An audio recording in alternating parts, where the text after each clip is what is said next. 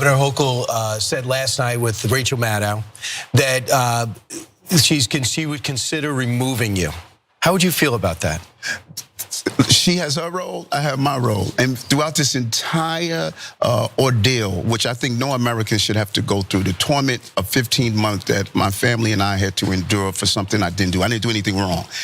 Throughout the entire ordeal, I said one thing: my attorney will handle the legal part. I'm going to handle running the city.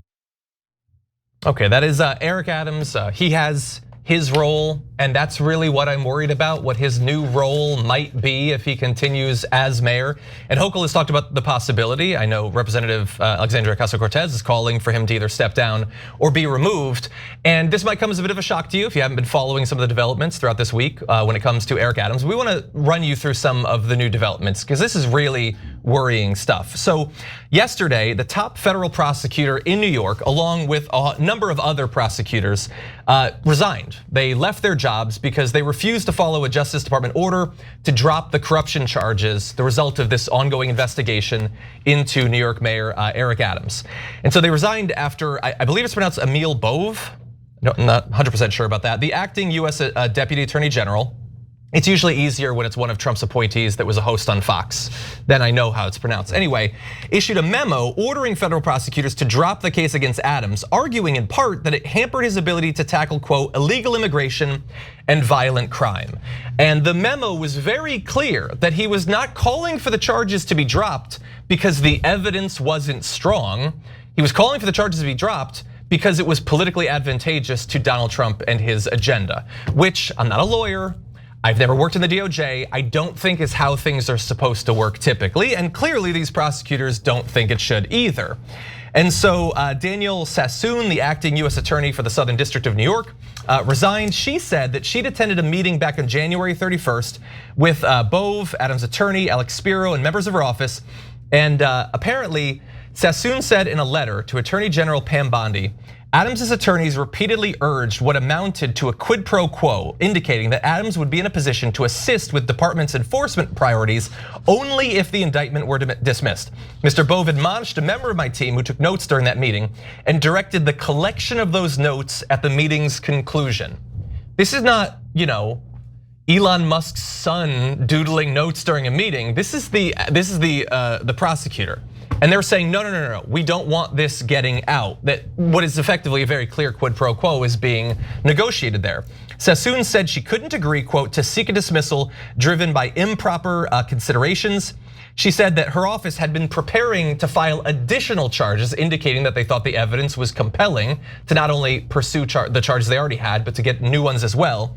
That's based on evidence that Adams destroyed and instructed others to destroy evidence and provide false information to the FBI. Sassoon informed Bove of her resignation. He then sent like an 8-page rant attacking her for not cooperating. He called it insubordination and apparent misconduct reflected in your approach. Your office's insubordination is little more than a preference to avoid a duty that you regard as unpleasant and politically inconvenient. Because see, she's doing things based on politics, not the guy who's saying the charges should be dismissed because Eric Adams will help with their immigration efforts. And by the way, he's implying, and soon Trump will take to Truth Social to say that she's a big lib, a Harris supporter. She's a registered Republican. She was a member of the Federalist Society. She clerked for Justice Antonin Scalia, of all people. But she thought that what they were advocating for was wrong. And so the situation that leaves us in is, right now the charges have been dismissed. He didn't get a pardon, the charges are just gone. But they could come back. And in fact, in the memo, it laid out sort of a timeline for them to potentially be brought back that extends past the New York mayoral race. And so if you're Eric Adams, you know that one of the most vengeful and vindictive people ever in American politics now has hanging over your head charges that can be dropped at a moment's notice if he doesn't like an action you take or don't take, a thing that you say or don't say.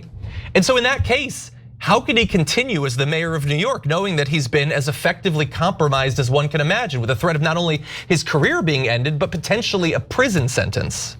Yeah, so this is as important a story as it gets because it gets to checks and balances. And is the system going to hold? And I don't mean the corrupt system of money in politics and all the things that we hate. I mean the system as in the Constitution, democracy, and our form of government. So, and that's not at all hyperbole because you're seeing conservative lawyers here working at the Department of Justice. And if, look, let me give you two pieces of context that's important. It doesn't get any more conservative than the Federalist Society. They're the folks who helped pick the 6 incredibly conservative justices on the Supreme Court. And obviously Antonin Scalia was arguably the most conservative justice, and she worked for him. And there's another guy we're gonna get to with a devastating quote, absolutely devastating, also deeply, deeply right wing, okay? And let me just do a shout out here to principled conservatives who are now helping to hold down the fort on the system and saying, not on our watch. No, this is unconstitutional, this is wrong, this is un-American, we're not going to do it. And if you're a conservative, especially legally, you should be incredibly proud of them. Like, I was worried that they never meant any of it. I was worried that they wouldn't mind if we live under corporate rule, we live under authoritarian rule. That's what the right wing seemed to be going, especially legally. But here's a bunch of conservatives going, no, that's not how the Justice Department works. It's not, you don't trade political favors, that's third world crap, okay? You prosecute based on evidence. And if you have the evidence, you prosecute no matter what. If you don't have it, you don't prosecute. So thank you to Sassoon and the others. And again, I'm going to give you, John's going to give you in a second, an amazing quote from the next guy. Southern District context. Southern District is arguably the most important district out of all of the different districts within the Department of Justice in prosecutions. It's the most prestigious. And it's also known as the Sovereign District, which means they're so important and powerful within the justice system that they often act on their own, and political influence there is even more frowned upon, right? You do not mess with the sovereignty of the Southern District of New York, okay? Now, and again, these are not 1% liberal, okay? These are good American conservatives saying this is not how our system works and it's not acceptable. So what does Trump do in response? And then do conservatives stay principled, or do they just go, forget it, let's just do this, prosecute people or don't prosecute people based on political favors? So that will determine whether the system sinks or it survives. So great beginning so far in holding down the fort. Let's hope that they stay strong, because remember, we're not in charge. Progressives are not in charge, Democrats are not in charge, these guys are. So if there's gonna be a check and balance, it's gotta be them. And so on day one, good start on that end. Terrible start from the Trump administration. Eric Adams should be prosecuted. Remember, he's a Democrat, right? And remember, it was Turks who bribed him apparently, right? And so who cares? Who cares what party? Who cares which country did it? Did he do it or didn't he? And if the prosecutors think he did, then you prosecute him and then leave it to a jury. Michael. Not only that, a former police officer who ran on Law and Order is Eric Adams. And this is going to be, it's the kind of case that is a political story now and a legal story, but it's going to be a political New York story for a while too, because it's going to, I think, irreparably harm the mayor. And already there's talk of Mayor Adams running as a Republican, changing parties. He says he's a Democrat, he's not going to do that.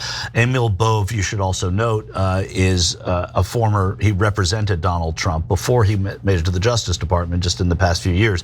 He's been a lawyer that Trump has liked and retained him and sent him to the Justice Department. He represented him on the classified documents case, on the obstruction case, on the falsification of business records case. So these people are all, it's the cronyism that's going on, and the mayor is preying off of that cronyism. So this is going to turn into a political story for New York, and it's going to be an interesting one. I haven't followed politics as long as you guys. Presidents generally bring in all of their personal lawyers and fill the DOJ with them, right? That's how that's supposed to work? Yeah, always. No, sorry, I'm thinking, I've been watching old movies and I've recently watched Godfather and Godfather 2 recently. That's what I was thinking of. It's that sort of only the best thing. people, John. They only bring the best people. Exactly. And by the way, he goes on in that interview, we're gonna break it in a second, but he goes on that interview, he's sitting next to Eric Adams, Tom Homan, and he sort of does a veiled threat against him.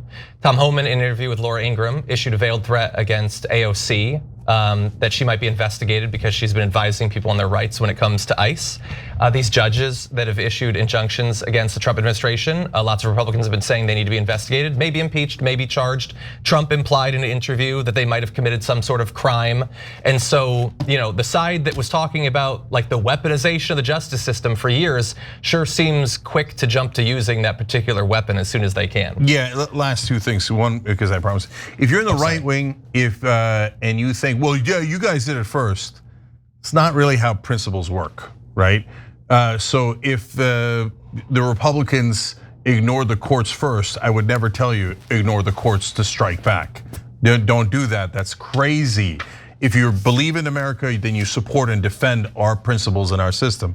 Okay, now the quote that I promised you, because it's a doozy. Hagan Scott, an assistant US attorney to the Southern District, after Sassoon resigns, they go, okay, now you sign the order. And he goes, hell no. Okay, another very, very conservative lawyer. And he said, if no lawyer with an earshot of the president is willing to give him that advice, and then I expect you will eventually find someone who's enough of a fool or enough of a coward to file your motion, but it was never going to be me. That's a good quote. That is an American right there. Nice job. Thank you to my conservative brothers and sisters standing up for the Constitution. Yeah. Good name too, Hagan Scott. That is a strong name, yeah. And we know Trump, if he has any focus whatsoever right now, it's getting every Hagan Scotton out of government as fast as possible. Of course. He does not want a single person to provide a roadblock. But thankfully there are still a few people. Thanks for watching the Young Turks, really appreciate it. Another way to show support is through YouTube memberships. You'll get to interact with us more. There's live chat emojis, badges. You've got emojis of me, Anna, John, JR. So those are super fun. But you also get playback of our exclusive member only shows and specials right after they air. So all of that, all you gotta do is click that join button right underneath the video. Thank you.